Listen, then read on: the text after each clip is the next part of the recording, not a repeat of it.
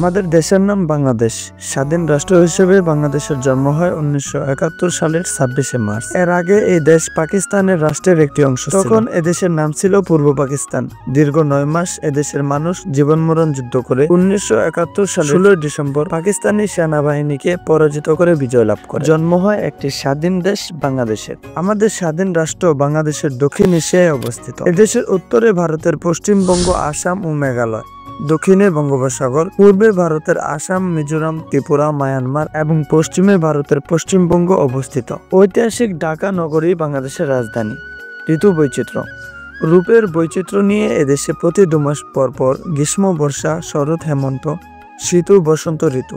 ঋতু বৈচিত্র্য এদেশ কখনো আলো ঝলমল, কখনো অজর দ্বারা বৃষ্টিতে ঝাপসা দূরের মাঠ, আবার কখনো স্বচ্ছ আকাশ থেকে ঝরে পড়ে রূপালী জ্যোৎস্না। প্রাকৃতিক সম্পদ। বাংলাদেশের ভূমিতে রয়েছে প্রচুর প্রাকৃতিক সম্পদ। গ্যাস, জ্বালানি তেল, চুনাপাথর, পিট, কয়লা, আকরিক, লৌহ এদেশের উল্লেখযোগ্য প্রাকৃতিক সম্পদ। এছাড়া রয়েছে সুন্দরী শাল ও গজারি কাঠ, বাঁশ, বেত, তেল ইত্যাদি। বাংলাদেশের প্রধান উৎপন্ন দ্রব্য হল ধান, পাট, চা, ইক্ষু, সরিষা, গম ও ডাল।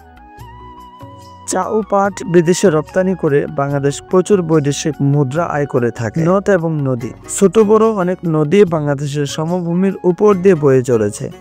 এই দেশকে তাই বলা হয়ে থাকে নদীমাতৃক দেশ। পদ্মা, মেঘনা, যমুনা, কর্ণফুলী এদেশের প্রধান নদী। দলেশ্বরী, বুড়িগঙ্গা, শীতলক্ষা, আরিয়াল খা, ইসামতি, ভৈরব কুমার, কতোটাক্ষ, মাত্রাই, করতোয়া এইসব আমাদের দেশের শাখা নদী ও উপনদী। ঢাকা বাংলাদেশের সবচেয়ে বড় শহর। অন্য বড় শহরগুলো হচ্ছে চট্টগ্রাম, রাজশাহী, খুলনা, সিলেট ও বরিশাল। চট্টগ্রাম ও মোংলা বাংলাদেশের প্রধান সমুদ্র বন্দর। ভিডিওটি ভালো লাগলে অবশ্যই চ্যানেলটি সাবস্ক্রাইব করে দিতে ভুলবেন না। ধন্যবাদ।